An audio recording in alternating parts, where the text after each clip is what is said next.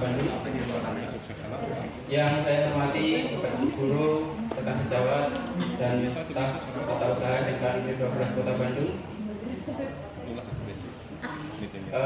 Pertama dan utama, telah kita panjatkan puji syukur kepada Allah Subhanahu wa Ta'ala yang telah melimpahkan rahmat, hidayah, dan inayahnya kepada kita semua, sehingga pada pagi hari ini kita semua bisa berkumpul di ruang multimedia dalam kegiatan diseminasi modul 1.4 tentang budaya positif.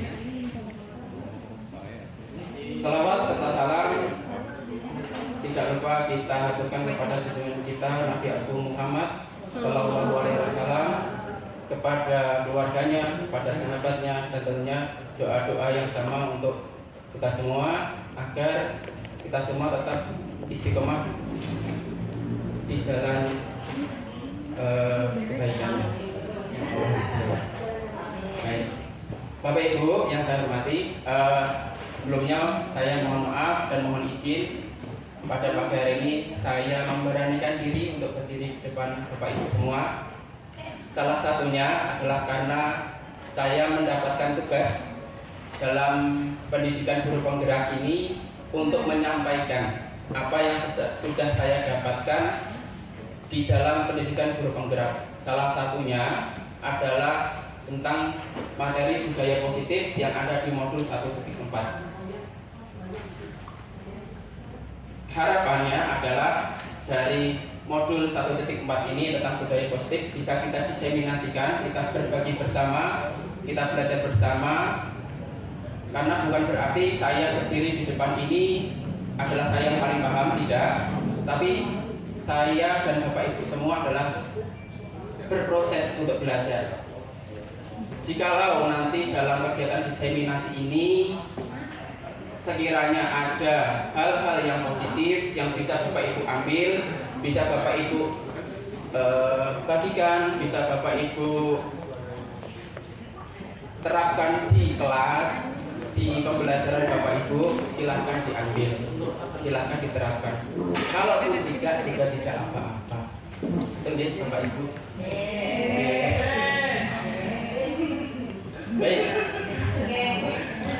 Bapak Ibu, sambil menunggu rekan-rekan yang belum datang, ya, kita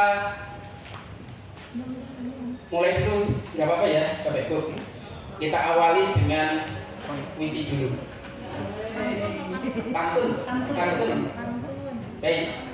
Hari Jumat beli kiamat. Di Kosami berjumpa hari. Hari ini kita belajar bersama di acara diseminasi budaya positif. Nah, untuk mengawali diseminasi, boleh Bapak Ibu kita lakukan ice breaking dulu. Silakan Bapak Ibu, mohon untuk berdiri.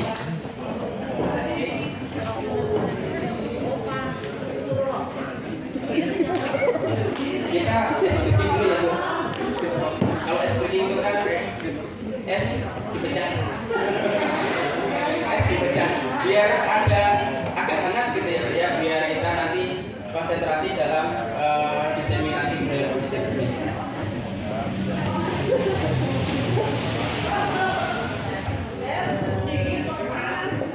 Sebelumnya, Bapak Ibu, kita hangatkan dengan tepukan, ya, tepukan dulu. Ketika saya bilang tepuk 1, kita tepuk 1. Ketika tepuk 2, kita tepuk 2 kali. Kanan, kiri. Kemudian tepuk 3, kanan, kiri, tengah. Kemudian kalau saya bilang tepuk 4, kanan 2 kali, kiri 2 kali. Kalau tepuk 5, kanan, kiri. Kita coba ya Bapak Ibu ya.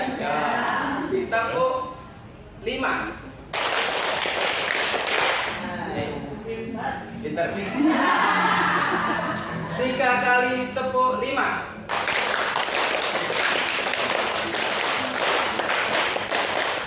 Baik.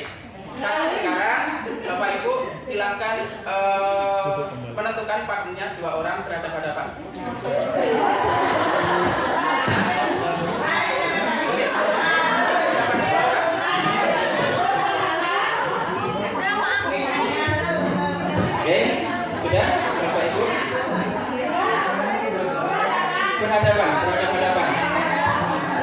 berhadapan.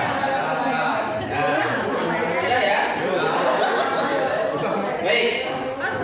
Ada setiap pasangan terdiri dari 2 orang ya. Baik. Mohon diperhatikan untuk instruksinya. Jadi satu orang yang pertama itu merupakan kita sebut dengan alfa.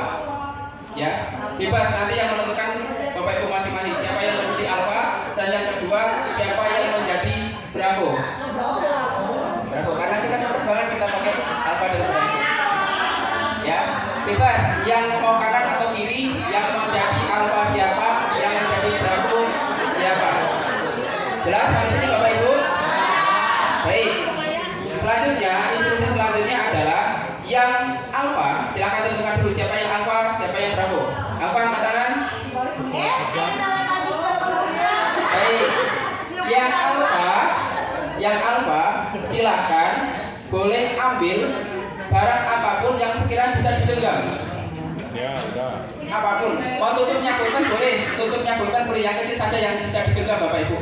Mau uang silakan. Yang sekiranya bisa digenggam. Boleh, isi boleh, tutup pulpen boleh. Yang sekiranya bisa digenggam. Baik. Sudah Bapak Ibu. Kalau roti api.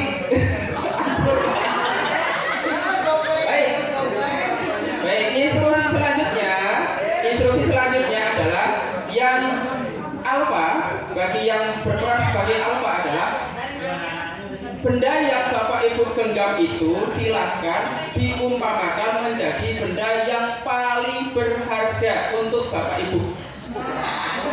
Benda yang paling berharga silahkan dijaga, ya, silahkan dijaga, jangan sampai nanti terlepas. Sekuat tenaga dijaga. Jelas ya? Tugas yang bravo adalah silahkan mengambil benda berharga dari alfa.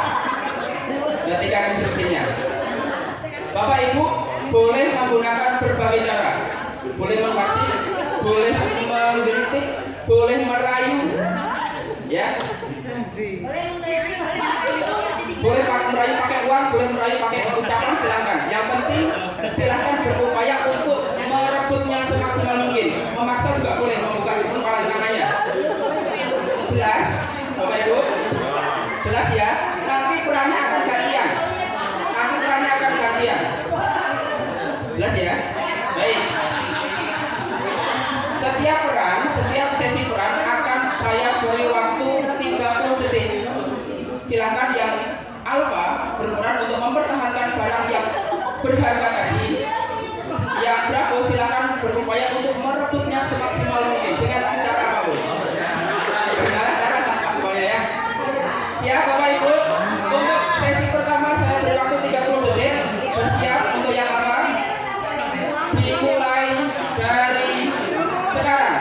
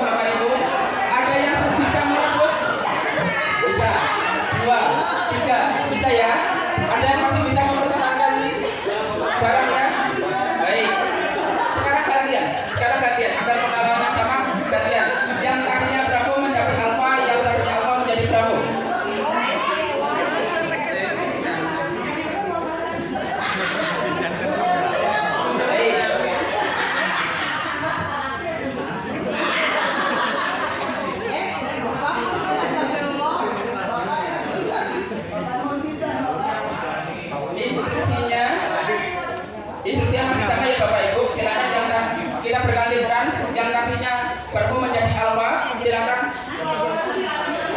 pertahankan barang berharga Bapak Ibu semaksimal mungkin, jangan sampai berebut. Kemudian yang bravo silakan untuk berupaya merebutnya. Jelas ya? Baik, kita mulai dari sekarang.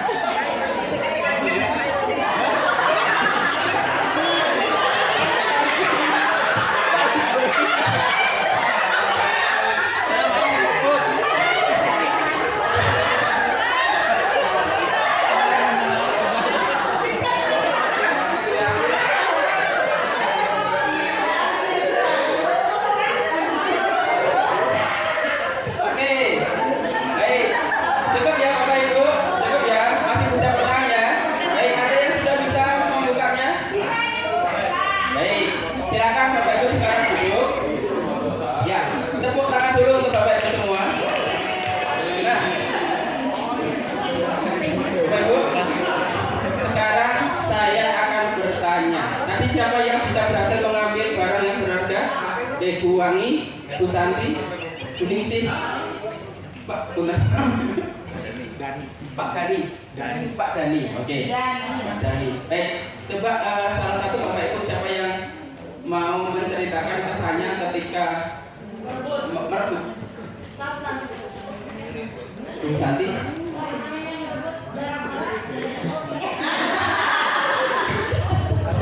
Ini merebutnya merebut dengan paksa ya, karena merebut dengan paksa kita juga nggak enak. Tadi merebut dengan paksa rasanya tidak enak. Iya.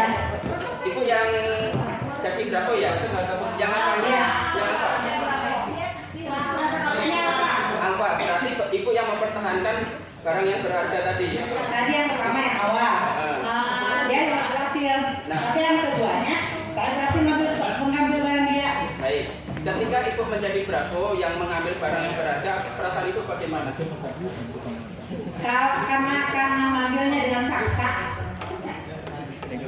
nggak enak juga sih. Ada perasaan bersalah, walaupun dengan paksa, tapi ada bahagia juga, dapat berhasil gitu loh. Baik. Lalu Bu yang menjadi peran apa ya Bu ya? Iya. Nah, ketika ibu mempertahankan barang yang berhasil, Berhasil diambil. berhasil diambil, perasaan ibu seperti apa? Ya sedih, barang yang sudah punya hak sendiri diambil orang lain dengan pemaksaan. Tapi di sisi lain, kalau orang mau mengambil sesuatu, lillahi ta'ala sedih. Berarti ibu punya motivasi untuk saya mau untuk diambil. Iya, intinya apabila seseorang mau barang itu, tentunya walaupun kita sayang dengan barang tersebut, kita berikan dengan berhikmat. Oke. Baik. Baik. Bener? Udah. Siapa yang? Alon-alon aja kau. Selanjutnya yang Undang usah kedik sana gini. Iya dua. alfa tetapi yang bisa mempertahankan siapa? Tadi Bapak Ibu. Yang alfa tetapi yang bisa mempertahankan barang berharganya. Bu Dede. Perasaan Bu Dede seperti apa? Mempertahankan. Ketika mempertahankan sesuatu yang berharga, itu memang adalah suatu kewajiban kita untuk mempertahankan sesuatu yang berharga jangan sampai jatuh ke tangan orang lain. Mempertahankan sekuat tenaga ya Bapak. Baik. Nah, Bapak Ibu, kesan-kesan Bapak Ibu tadi saat belajar, saat melakukan speaking tadi, nanti tolong diingat-ingat kesan-kesannya akan kita bawa nanti selama proses diseminasi ini. Nah, Bapak Ibu, sebelum kita mulai lebih jauh, kita berkesepakatan belajar terlebih dahulu, ya. Kesepakatan untuk diskusinya. Yang pertama, berpartisipasi aktif, kemudian HP, handphone, smartphone, Bapak Ibu silakan di mode diam atau getar, kemudian kita berpikir terbuka dan saling menghargai, kemudian mengikuti diseminasi dengan perasaan yang gembira dan tepat waktu. Ya. Setuju Bapak Ibu untuk kesepakatan kita kali ini? Atau mau yang ditambah? Mangga, mau ditambah apa? Kalau tidak atau cukup untuk ini, ya kita setuju ya. Baik. Nah, selanjutnya Bapak Ibu, kita mulai dengan pertanyaan pemantik. Bapak Ibu, ini kejadian yang sering kita lakukan di kelas atau di sekolah kita, ya. Sering kali kita mengalami kejadian-kejadian seperti ini. Pernyataan yang pertama adalah hukuman mendisiplinkan anak. Bapak Ibu setuju atau tidak? Setuju. Hukuman dapat mendisiplinkan anak atau siswa atau peserta didik. Mana? Hukuman. Bebas. Bisa bentuknya fisik, bentuknya verbal, psikis, bebas. Tapi apakah Bapak Ibu setuju? Setuju. Setuju. Oke. Kemudian pernyataan yang kedua adalah pemberian hukuman dalam hal positif seperti membaca atau membersihkan halaman sekolah dapat meningkatkan disiplin anak. Setuju Bapak Ibu? Contohnya misalkan kalau terlambat disuruh membersihkan sampah atau misalkan terlambat menulis di buku catatan bahwa saya terlambat dan tidak akan terlambat mengikuti pelajaran seterusnya. Setuju atau tidak Bapak Ibu? Tidak. Tergantung ini Pak. Misalkan dia melanggarnya apa, tidak lakukannya apa, kemudian kira-kira konsekuensinya kalau misalkan tidak taatnya karena jarang membaca atau membaca, maka diberikan uang baca. Nah, ini kita belum ke arah konsekuensinya dulu Pak. Secara umum dulu bahwa pemberian hukuman dengan hal positif ya, positif bukan negatif. Positif seperti membaca atau membersihkan halaman dapat meningkatkan disiplin anak. Mayoritas setuju ya Bapak Ibu? Baik. Yang ketiga adalah pemberian penghargaan dapat meningkatkan motivasi belajar anak. Setuju. Nah, yang nggak setuju nggak apa-apa Pak. Nanti disampaikan saja. Yang setuju silakan, tidak silakan, kita nanti belajar bersama. Ada yang pagi setuju atau tidak pagi? Setuju atau tidak? Kurang setuju. Tidak apa-apa. Ya, kita tadi kesepakatannya adalah salah satunya menghargai pendapat ya Bapak Ibu ya. Tidak masalah. Yang bilang setuju silahkan, tidak pun tidak apa-apa. Nah, topik pada diseminasi hari ini kita akan nanti berbicara atau membahas tentang disiplin positif dan nilai kebajikan universal, kemudian teori motivasi, hukuman, penghargaan dan restitusi, ya Bapak Ibu. Kemudian ada keyakinan kelas. Kemudian ada kebutuhan dasar manusia, 5 posisi kontrol, dan segitiga restitusi. Nah, mungkin ada beberapa istilah yang baru yang Bapak Ibu belum pernah dengar ya. Semoga nanti waktunya cukup Bapak Ibu sampai waktu untuk penutupannya tiba. Jadi sebelum waktu penutupan selesai ya, kita simulasi terlebih dahulu. Baik, kita mulai Bapak Ibu. Yang pertama adalah tentang disiplin positif dan nilai kebajikan universal. Nah, tadi Bapak Ibu sudah melakukan explicating, ya sudah melakukan explicating tentang ada yang menggenggam dengan penuh keyakinan tentang barang yang paling berharga di hidupnya, kemudian ada yang mencoba untuk merebutnya, ya, gitu ya Bapak Ibu. Nah, kira-kira hal tersebut jika kita terapkan di sebuah anak, kita hubungkan ke dalam kedisiplinan di sekolah. Bagaimana perasaan kita saat memaksa dengan sebuah aturan? Tadi kan Ibu Ender kan bilang atau Bu Santi ya, Bu Santi juga bilang bahwa nggak nyaman memaksa itu, nggak nyaman. Tapi kalau tidak dipaksa gimana Pak? Nggak dapat, betul. Nah, ketika orang atau yang bravo tadi ya, yang bravo tadi bisa direbut, sebenarnya apakah itu benar-benar yang A memaksa berhasil untuk mengkontrol si B, atau sebenarnya B yang merelakan untuk dikontrol? Tolong ya Bapak Ibu ya. Ketika bravo ini bisa direbut oleh si alfa tadi, apakah sebenarnya yang alfa itu berhasil mengkontrol si B, atau sebenarnya B membiarkan A untuk mengontrol dirinya? Yang mana Bu? Dua-duanya bisa.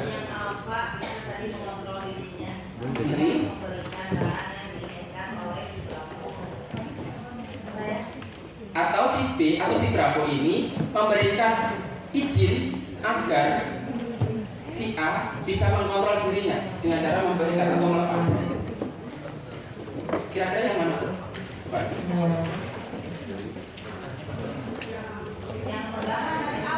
Yang megang yang bravo, yang merebut yang alfa.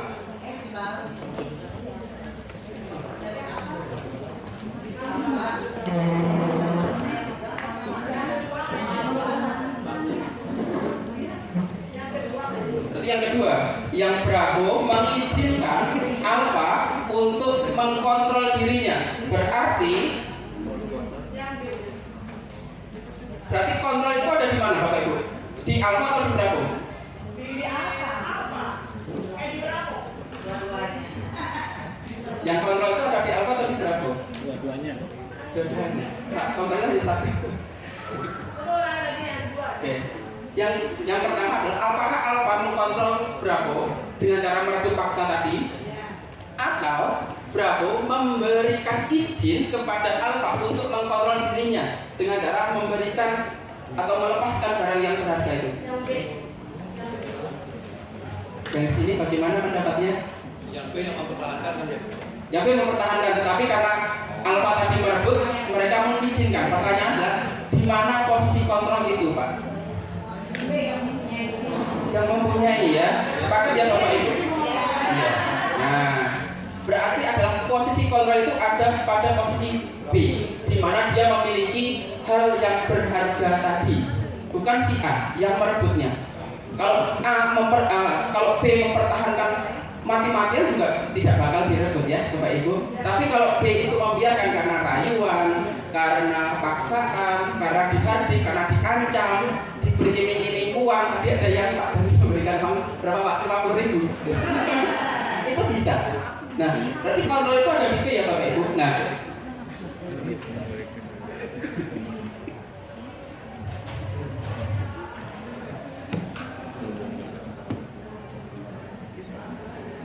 baik, kita masuk ke posisi kontrol. Di dalam teori kontrol di modul 1.4 itu ada tentang teori kontrol ternyata Bapak Ibu. Yang pertama adalah ternyata guru mengontrol murid itu hanya sebuah ilusi.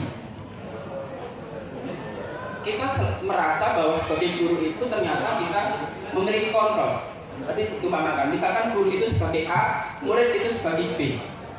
Apakah betul bahwa guru itu bisa mengontrol siswa dengan adanya aturan, paksaan, rayuan dan sebagainya, atau karena B itu membiarkan guru itu bisa mengontrol, memberikan izin guru untuk mengontrol dirinya? Gitu ya. Sebenarnya itu. Sebenarnya yang terjadi adalah yang saya pelajari di modul 1.4 itu adalah ternyata murid itu memberikan izin Bapak Ibu. Kalau dia tidak mau, ya nggak bakalan mau. Kalau muridnya itu di dalam pikirannya itu tidak meyakini bahwa apa yang disampaikan oleh guru itu tidak baik ataupun tidak ingin dia lakukan, maka dia tidak akan melakukannya Bapak Ibu. Itu posisi kontrol pada ilusi guru mengontrol murid. Kemudian yang kedua adalah ilusi bahwa kritik dan membuat orang merasa bersalah dapat menguatkan karakter. Kita sering ya Bapak Ibu, saya juga pernah. Sebelum saya ikut guru mentor, ternyata saya juga pernah mengkritik anak dengan tujuan adalah menguatkan karakter. Ternyata itu ilusi Bapak Ibu. Ternyata ilusi. Kenapa? Karena secara psikologis ketika anak itu kita kritik, maka anak itu merasa dirinya itu pada posisi bersalah, merasa dirinya itu pada posisi yang gagal. Makanya kurang tepat kalau misalkan kita lakukan. Kemudian yang ketiga adalah ilusi bahwa semua penguatan positif itu efektif dan bermanfaat. Nah, saya contohkan di yang informatif ya Bapak Ibu. Jika anak itu kita beri penguatan positif, melanggar, kita beri penguatan positif. Nah, kamu melanggar nih, silakan kamu membersihkan WC misalkan, atau membersihkan lingkungan. Itu positif ya Bapak Ibu, positif karena kebersihan. Tetapi ternyata pemberian penguatan positif yang itu ternyata tidak efektif Bapak Ibu. Kenapa? Karena itu hanya berjalan pada jangka waktu yang pendek. Ketika dia bertemu oleh Bapak Ibu guru yang lain yang tidak memberikan penguatan positif, apakah tetap berjalan? Tidak ya Bapak Ibu ya. Misalkan Pak Firman misalkan, saya contohnya ya Pak Firman ya. Misalkan Pak Firman memberikan penguatan positif kepada peserta didiknya, tapi ketika Pak Firman tidak masuk, kemudian Pak Dhani misalkan menghadapi murid yang sama, apakah murid itu berlaku sama kepada Pak Firman? Kemungkinan tidak. Nah, itu ilusi Bapak Ibu. Yang sebenarnya kita membentuk karakter ternyata itu hanya jangka pendek. Kemudian yang selanjutnya adalah ilusi bahwa orang dewasa itu memiliki hak untuk memaksa. Apakah kita memiliki hak untuk memaksa peserta didik Bapak Ibu? Ada Pak Hasan. Ya, contohnya seperti apa? Hak yang seperti apa, Pak Azam? Hak lah ya, bukan kewajiban lah ya. Memaksa. Apakah kita memiliki hak untuk memaksa anak melakukan sesuatu yang kita inginkan? Nah, tidak, Pak. Jadi kita sebagai guru yang dipandang lebih dewasa daripada anak, ternyata kita itu tidak memiliki hak apapun, ya, hak apapun dalam mengarahkan. Nah, siapa yang memiliki kontrol? Nah, ini. Siapa yang memiliki kontrol, Bapak Ibu? Sesungguhnya yang memiliki kontrol itu ada yang di posisi Bravo tadi. Respon, misalkan stimulus respon itu berbicara kita mencoba mengubah orang agar berpandangan sama dengan kita. Kita berupaya misalkan berupaya untuk merubah anak berpandangan yang sama terhadap kita. Ternyata, nah, seharusnya teori kontrol berbicara kita berusaha memahami pandangan orang lain tentang dunia. Kita coba memahami yang ada. Kemudian yang kedua, posisi kontrol, stimulus respon itu berbicara perilaku buruk dilihat sebagai suatu kesalahan. Ya Bapak Ibu, misalkan anak kita berendel, anak kita kayak tadi banyak yang telat gitu ya Bapak Ibu di depan, itu kita melihatnya respon kita adalah oh ini salah. Sebagai contoh seperti yang Bapak Ibu, saya juga pernah ya. Tetapi di teori kontrol adalah semua perilaku itu memiliki tujuan Bapak Ibu. Mau anak itu berperilaku positif atau berperilaku negatif, itu sebenarnya mereka memiliki tujuan. Nah, nanti kita akan coba kulik tujuan itu di dalam 5 kebutuhan dasar manusia. Sebenarnya apa sih tujuan mereka yang harus kita tahu? Seperti itu. Kemudian orang lain bisa mengontrol saya. Stimulus respon berbicara seperti itu. Ternyata teori kontrol mengatakan bahwa hanya Anda yang bisa mengontrol diri Anda. Kalau kita tidak mengizinkan orang lain untuk mengontrol kita, maka kita tidak akan bisa dikontrol. Begitu ya Bapak Ibu? Setuju?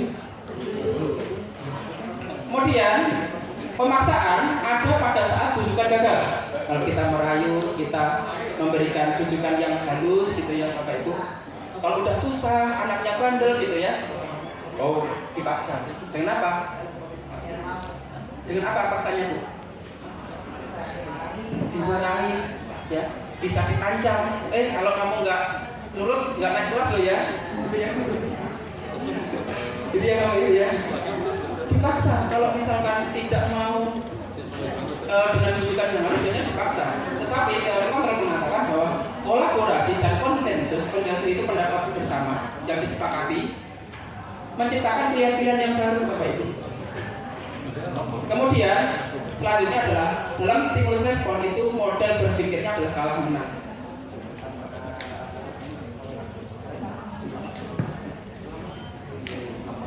Kita ketika misalkan bicara tentang stimulus respon itu kita bicara kalah menang.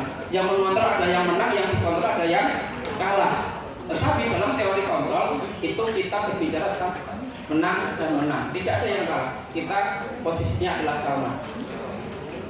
Seperti itu ya, Bapak Ibu. Nah, ketika kita bicara disiplin di dalam lingkungan yang positif itu kita ternyata membutuhkan disiplin positif yang kuat. Nah, ketika kita bicara positif itu yang terpikirkan di benak Bapak Ibu apa? Ya. Bapak, kalau kita bicara positif itu di benak Bapak apa yang terpikirkan Pak? Konstruktif,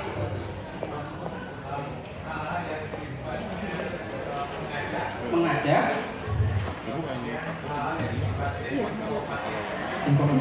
konstruktif, mengajak, informatif.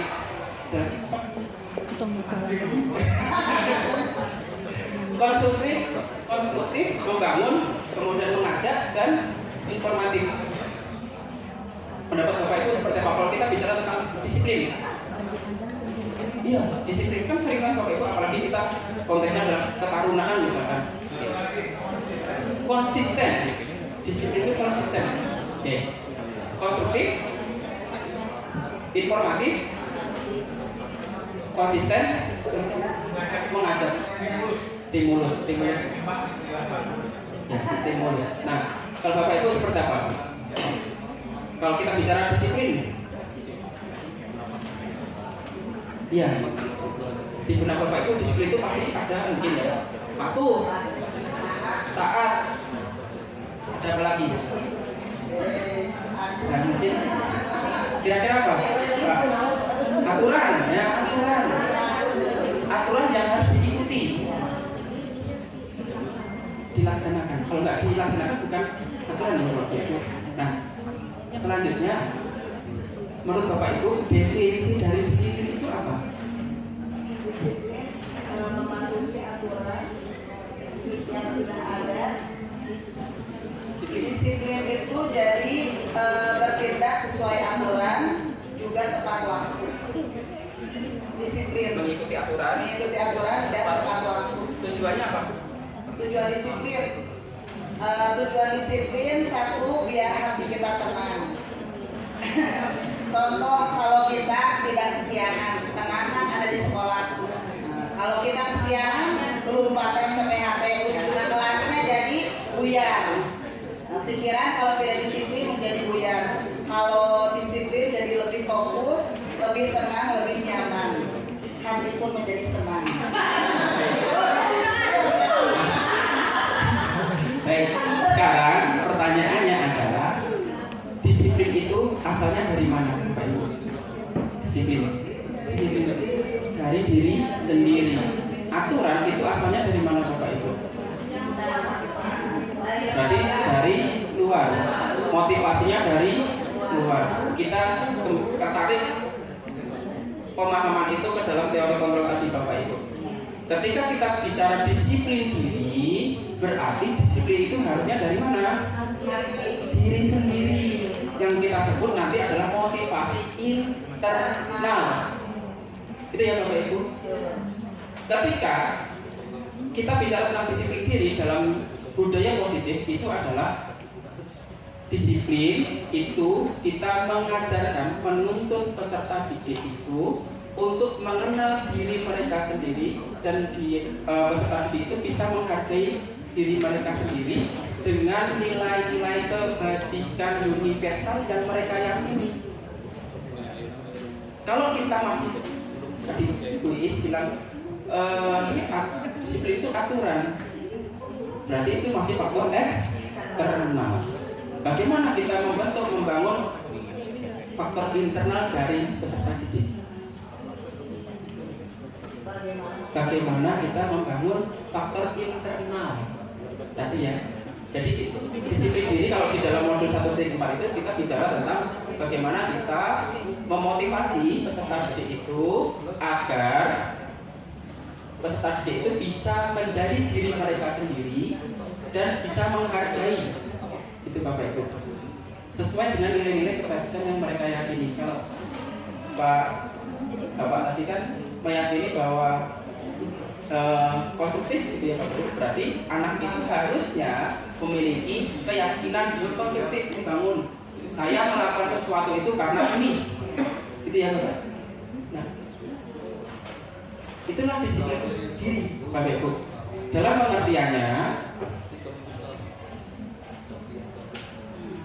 disiplin membuat orang menggali potensi menuju sebuah tujuan. Apa yang dihadapi Bapak Ibu? Kalau misalkan peserta didik itu kita ingin dia datang tepat waktu, berarti kita harus memotivasi bahwa datang tepat waktu itu berharga untuk dia, untuk peserta didik. Memotivasinya seperti itu, agar tanpa harus adanya aturan, peserta didik itu sadar bisa datang tepat waktu. Kemarin kalau tidak salah saya ingat waktu Pak Eko penanya Ibu Bulan, nggak salah ya, Bulan ya, waktu itu kenapa Mbak Ibu datangnya jam 7 ya, pernah ya Bu ya, kemarin waktu hari pertama IHT, kenapa Pak Eko kenapa Bu Bulan harus datang jam 7? Jika tidak ada aturan datang jam 7, apakah tetap datang ke sekolah?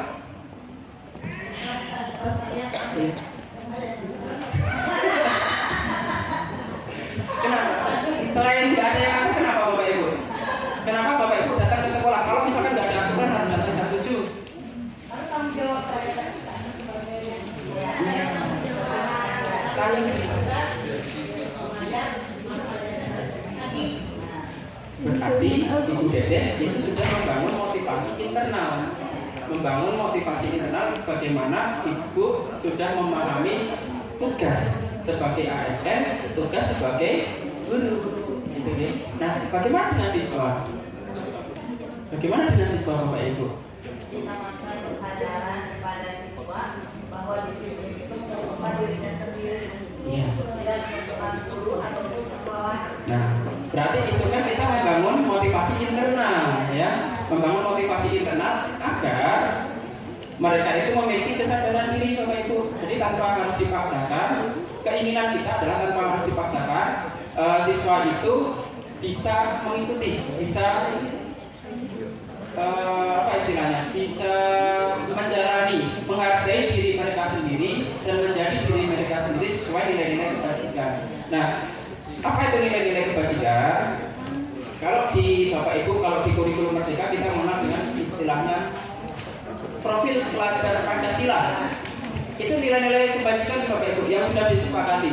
Masih ingat Bapak Ibu 6 dimensi profil pelajar Pancasila? Bergotong royong, mandiri, bernalar kritis, berkebinekaan global, beriman dan bertakwa kepada Tuhan Yang Maha Esa dan berakhlak mulia. Satu lagi Bapak Ibu. Mandiri. Ya, kita ulang ya Bapak Ibu. Karena ini mau diutak-utak tetap tujuannya ke situ Bapak Ibu. P5 itu kan ada 6 dimensi profil pelajar Pancasila ya. Berakhlak, bertakwa dan beriman kepada Tuhan Yang Maha Esa dan berakhlak mulia. Bernalar kritis, bergotong, kemudian mandiri, kreatif dan berkebinekaan global. Nah, itu salah satu contoh dari P5. Kalau di kelas, apakah ada yang lain Bapak Ibu tentang nilai-nilai kebajikan universal? Ya, contohnya apalagi kalau di dalam kelas? Pak Mawan mungkin apa kira-kira? Toleransi bisa. Apalagi Pak Ibu? Menghargai, toleransi, terus kerjasama, jujur, apalagi saling menghormati. Nah, itu adalah beberapa nilai-nilai kebajikan yang bisa kita terapkan juga di dalam pembelajaran di kelas. Selain tujuan utama dari menjalani kurikulum Merdeka itu membentuk karakter yang 6 dimensi profil pelajar Pancasila tadi Bapak Ibu. Nah, dengan mengkaitkan nilai-nilai kebajikan yang diyakini seseorang, maka motivasi intrinsik atau motivasi internal tadi akan terbangun sehingga menggerakkan motivasi dari dalam untuk mencapai tujuan mulia yang diinginkan. Nah, salah satunya nanti adalah dengan penerapan kesepakatan kelas. Bapak Ibu. Nah, apa itu kesepakatan kelas? Tidak. Bapak Ibu pernah nggak menjalankan suatu kegiatan itu karena tidak ingin rasa sakit, menghindari rasa sakit, menghindari ketidaknyamanan, ya, menghindari atau ingin mendapatkan senyuman, pujian atau hadiah? Pernah nggak Bapak Ibu?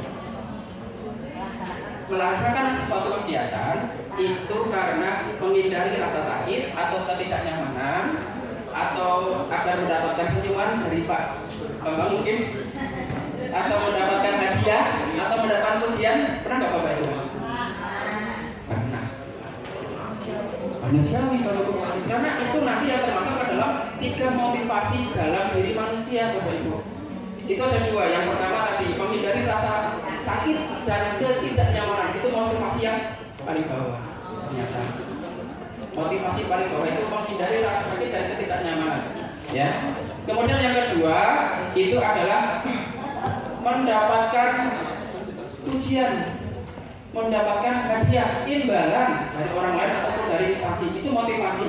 Nah, itu adalah motivasi eksternal. Motivasi yang berasal dari luar. Apakah itu bisa kita nyatakan jelek Bapak Ibu? cerdas. Itu manusiawi kata Presiden, betul, maksud manusiawi.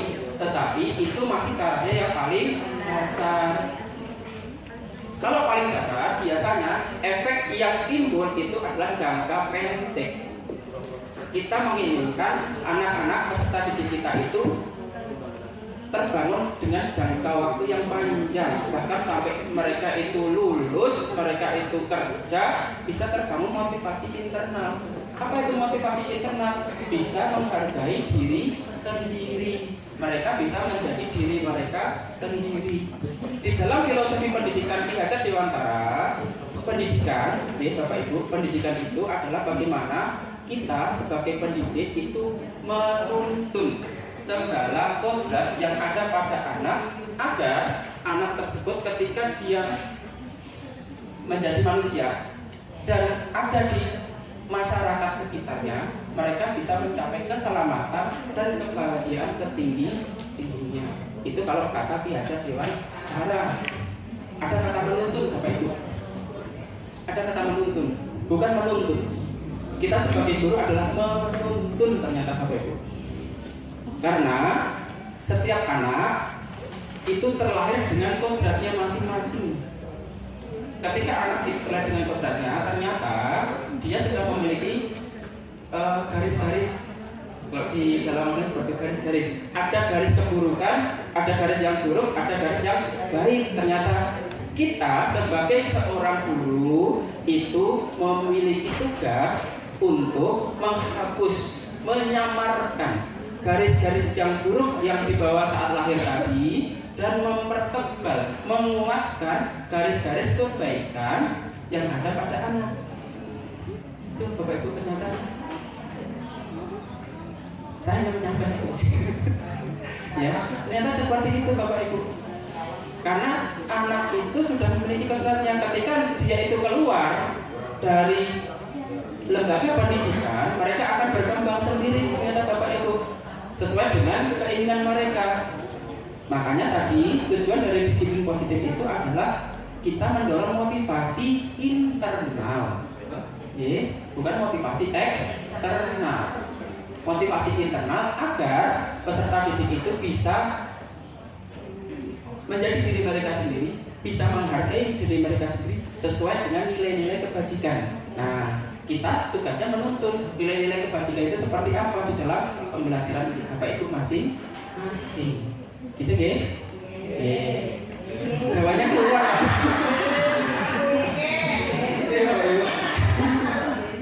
Nah, sedangkan Bapak Ibu di kurikulum yang sekarang kita mengenal dengan nama kurikulum merdeka. Gitu ya Bapak Ibu?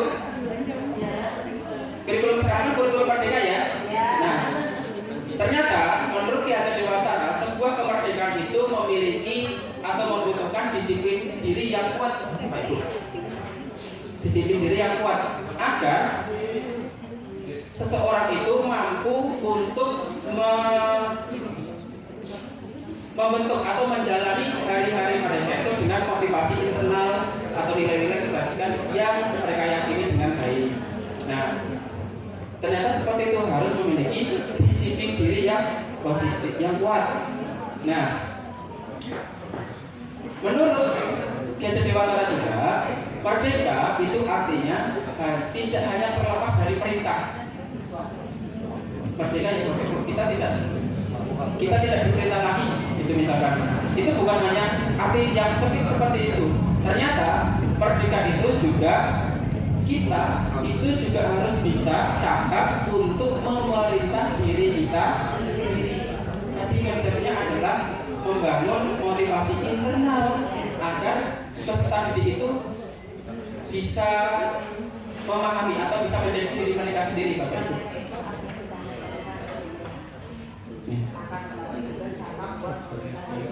Ya, itu merdeka seperti itu. Ya. Nah,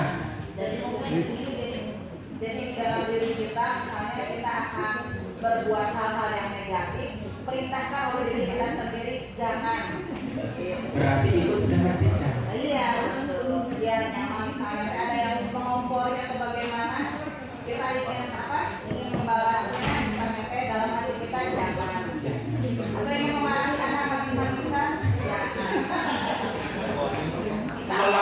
emosi yang ada di rumah. Nah, atau misalkan kita marah dengan siswa kelas yang lain, kita lampiaskan dengan kelas yang lain. Jangan seperti itu. Berarti kita belum merdeka. Begitu juga dengan peserta didik Bapak Ibu. Ketika kita bicara dalam konteks merdeka, berarti harapannya adalah peserta didik itu mampu untuk memerintah diri mereka sendiri sesuai dengan nilai-nilai kebajikan tadi yang kita sepakati.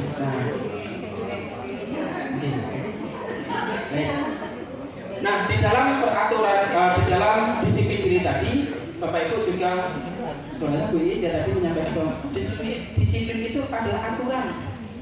Berarti ketika kita berbicara tentang aturan, berarti ada bentuk hukuman, ada bentuk konsekuensi.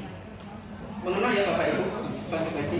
Nanti juga ada yang namanya restitusi. Pernah dengar? Lupa? Enggak apa-apa Bu. Saya kadang juga lupa. Aja. Ya. Nah, enggak apa-apa Bu. Baik.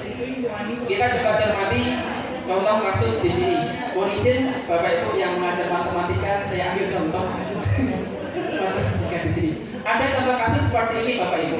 Iva, seorang siswa kurang menguasai pelajaran matematika, sehingga pada saat pelajaran tersebut Iva lebih banyak berdiam diri atau menggambar di buku pelajarannya. Pada saat guru matematikanya Pak Seno atau Pak Toto gitu ya,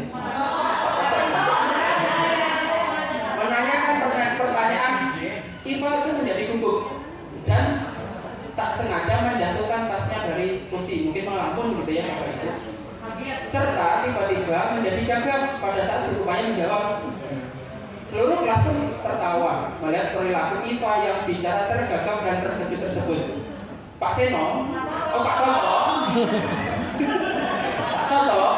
pada saat itu membiarkan teman-teman Iva menertawakan Iva yang tergagap dan malu luar biasa, dan malahan minta Iva untuk maju ke depan dan berdiri di depan kelas sambil menunjuk hidungnya karena tidak bisa menjawab pertanyaan Pak Toto.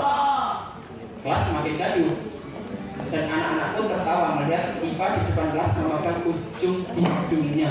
Kira-kira Bapak Ibu setuju nggak? Kenapa? Itu membeli. Mempermalukan, merendahkan harga diri. Tidak boleh ya Bapak Ibu ya. Setuju ya? Tidak boleh seperti itu. Zaman dahulu ya tidak ada di sekolah ini Bapak Ibu. Ini hanya sebagai contoh, tidak untuk ditiru. Nah, setuju ya Bu? Kak, tidak ini tidak baik untuk dilakukan karena ini bentuk dari bullying gitu ya Bapak Ibu. Baik. Nah Bapak Ibu, setelah ini kira-kira ini bentuk hukuman atau konsekuensi Bapak Ibu? Hukuman. Kenapa kok disebut hukuman? Kenapa kok konsekuensi Bapak Ibu?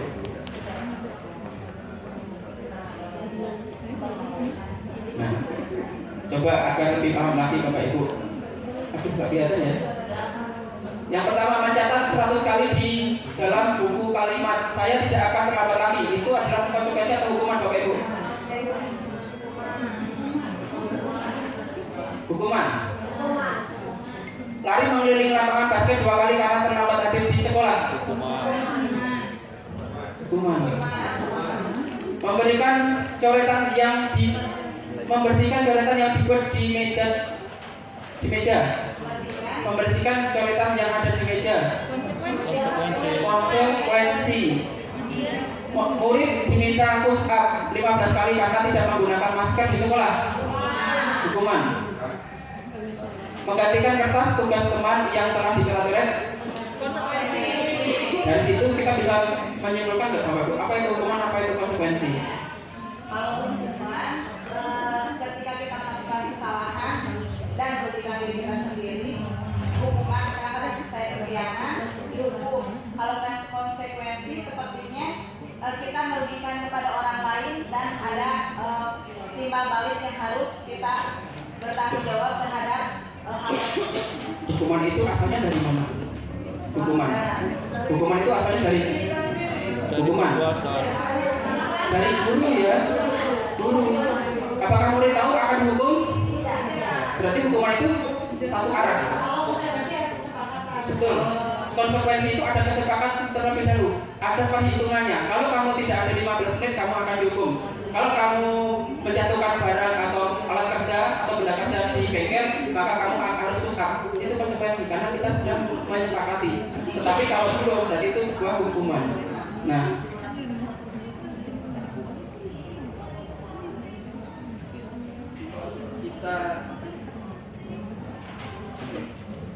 kita lanjut saja Bapak Ibu. Selanjutnya ada istilah dihukum oleh penghargaan. Nah, Bapak Ibu, kita sering ya memberikan penghargaan, reward. Kalau istilahnya dulu ada reward and punishment. Nah, ternyata ada istilah dihukum oleh penghargaan, Bapak Ibu. Yang pertama, penghargaan itu memiliki pengaruh jangka panjang dan jangka pendek. Contohnya adalah misalkan penghargaan itu kita ingin orang lain untuk mengikuti apa yang kita instruksikan.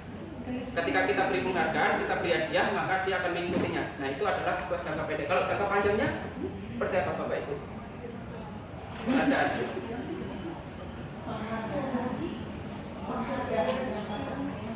Efeknya adalah apa?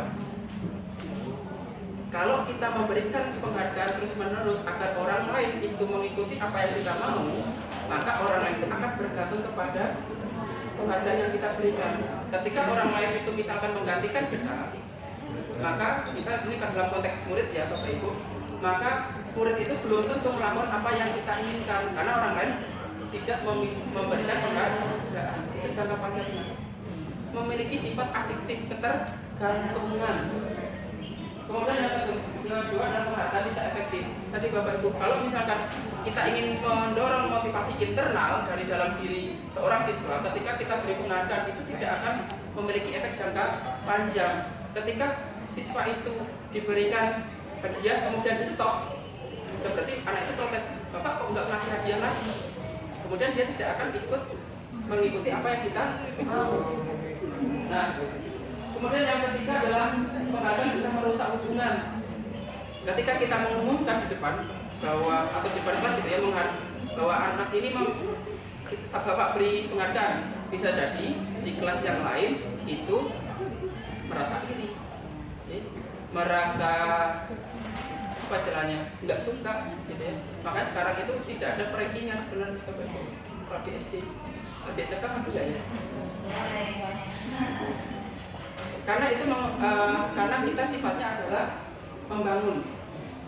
Tadi kompetisi salah satunya adalah sekarang itu pembelajaran itu kita bukan kompetisi tetapi kolaborasi.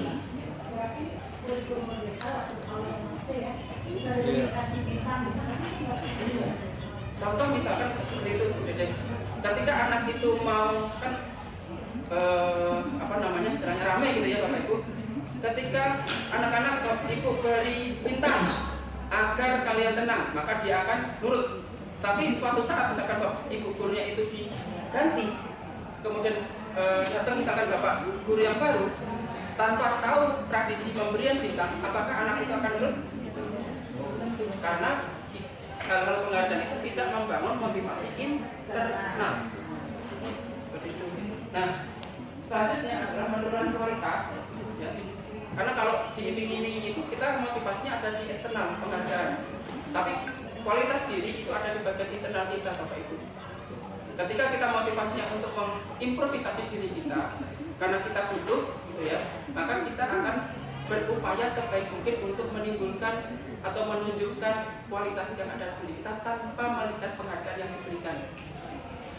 Kemudian memainkan kreativitas dan yang selanjutnya adalah penghargaan menghukum. Menghukum itu bukan ke yang diberi penghargaan Bapak Ibu. Menghukum itu diperuntukkan kepada orang yang tidak mendapatkan penghargaan. Contoh misalkan kita hanya memberikan penghargaan itu hanya satu orang saja, ranking 1. Yang dihukum itu yang ranking 2, ranking 3. Kenapa kok saya tidak dapat? Kenapa kok saya ini dibedakan.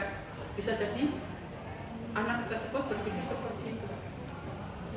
Maka di dalam modul 1.4 ini kita belajar memberi penghargaan boleh Bapak Ibu, tetapi tidak berlebihan. Dan yang diberi penghargaan itu bukan karena prestasinya, pencapaiannya, tetapi yang kita berikan penghargaan adalah effort, prosesnya. Perubahan. Mungkin kalau anak pinter, anak orang kaya, anak orang kaya, anak pinter itu untuk menjadi ranking 1 itu bisa sangat mudah, gitu ya. Tetapi kalau yang fasilitasnya kurang, kemudian misalkan dia harus membantu orang tuanya dan sebagainya untuk mencapai, kalau kita targetkan ranking ya Bapak mungkin akan kesulitan. Tapi anak tersebut memiliki effort, memiliki daya juang yang harus kita berikan penghargaan, ternyata yang seperti itu Bapak Ibu, bukan capaiannya. Ya, itu ya Bapak Ibu. Begini, boleh nggak saya anak yang mampu bisa selesai itu pada saat dikasih soal yang sama.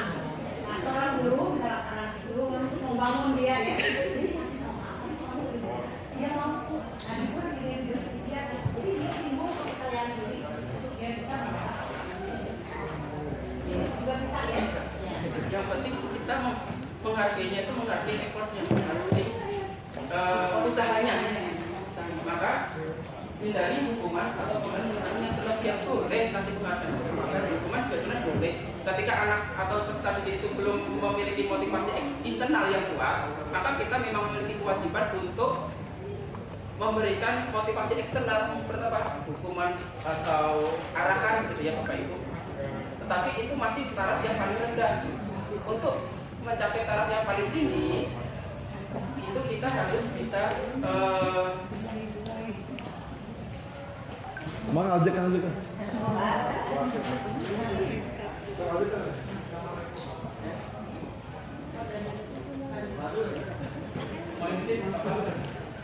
Jadi kita harus bisa menempatkan penghargaan itu pada tempatnya.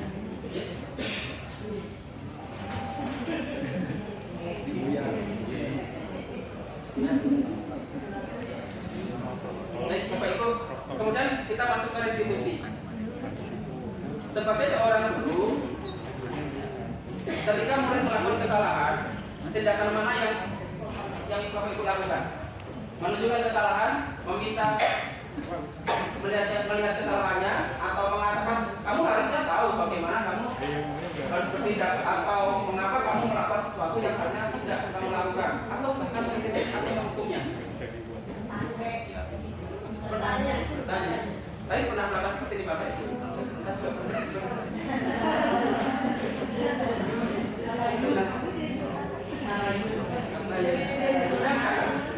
Sedangkan restitusi itu adalah sebuah dialog. Sebenarnya itu sebuah dialog atau proses menciptakan kondisi bagi murid untuk memperbaiki kesalahan mereka sehingga mereka kembali ketika mereka kembali ke kelompoknya. Ada namanya segitiga restitusi Bapak Ibu. Dalam proses kita berdialog itu ada yang pertama tentang menstabilkan emosi. Ketika anak itu melakukan kesalahan, ternyata identitas diri seorang anak yang melakukan kesalahan itu identitas yang paling rendah. Dia salah, dia gagal. Makanya kita menstabilkan identitas itu dengan pernyataan bahwa melakukan kesalahan itu wajar, manusiawi. Kita stabilkan dulu. Step kedua, nanti ada yang namanya validasi tindakan yang salah. Dan yang ketiga adalah menanyakan keyakinan. Maka kita sebenarnya nanti ada proses membantu keyakinan kelas. Ketika kita kesepakatan, ada kesepakatan nilai-nilai nilai-nilai kebajikan universal yang kita sepakati, maka itu menjadi dasar kita untuk menanyakan keyakinan. Sikap kita apa, sudah tepat atau belum? Nah, keyakinan itu.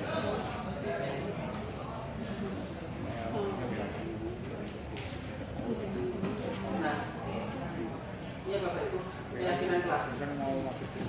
Pertanyaannya adalah mengapa tidak peraturan saja? Mengapa kok harus keyakinan kelas? Kita bukan dengan motivasi internal tadi Bapak Ibu. Kalau peraturan biasanya lebih sepihak.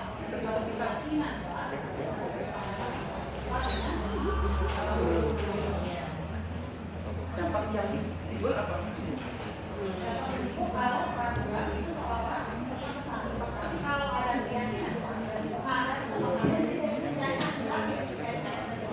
Tapi akan menumbuhkan motivasi internal agar mereka menjalani keyakinan yang sudah disepakati. Keyakinan asalnya memang dari peraturan kelas yang disepakati bersama, tetapi itu bukan berasal dari guru. Kalau peraturan kan satu arah ya, satu arah. Tetapi kalau keyakinan kelas itu dari anak sendiri menyampaikan nilai-nilai kebajikan yang ingin dia yakini di kelas itu, baru kita yakini bersama,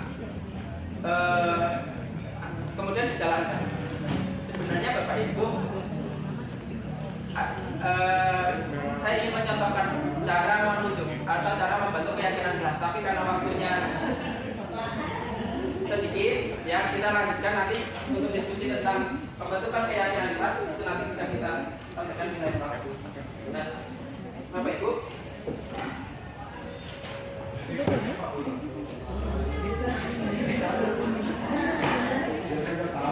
kalian cepet sih, aku belum.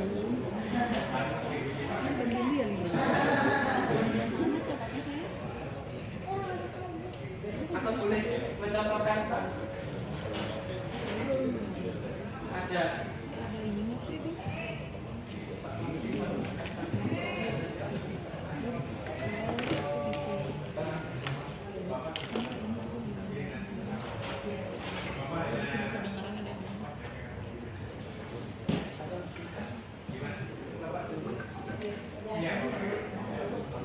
Baik, Bapak Ibu, untuk diskusinya kita lanjutkan nanti ya setelah ada pembinaan dari Bapak. Baik, nanti kita sambung lagi. Saya tutup dulu untuk kesempatan yang pertama ini. Kurang lebih mohon maaf. Assalamualaikum warahmatullahi wabarakatuh.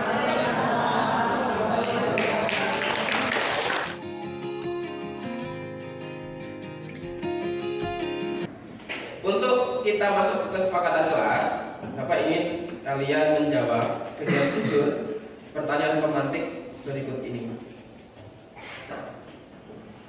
Menurut kalian, seperti apa kelas ideal menurut kamu? Ada yang mau menyampaikan pendapatnya?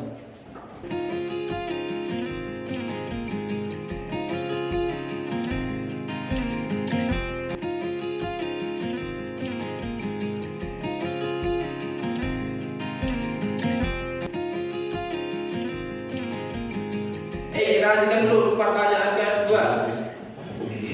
Seperti apa suasana belajar yang membuatmu nyaman? Tidak berisik. Tidak berisik.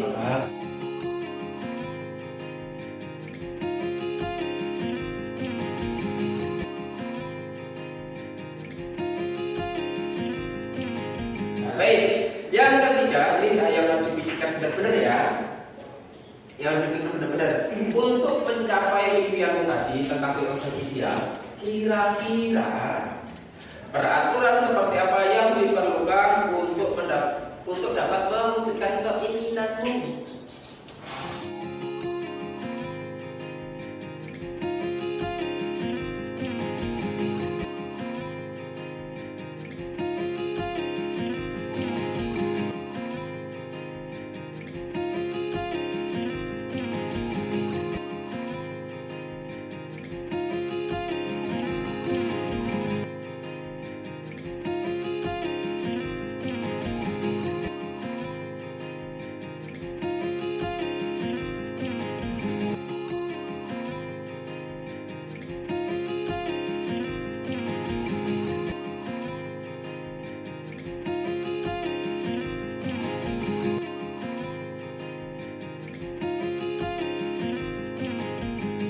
Menurut saya sangat setuju dengan adanya keyakinan kelas tersebut. Karena keyakinan tersebut didapat dari komitmen masing-masing setiap siswa dan siswi. Tentunya akan menimbulkan rasa nyaman, rasa harmonis, dan rasa damai.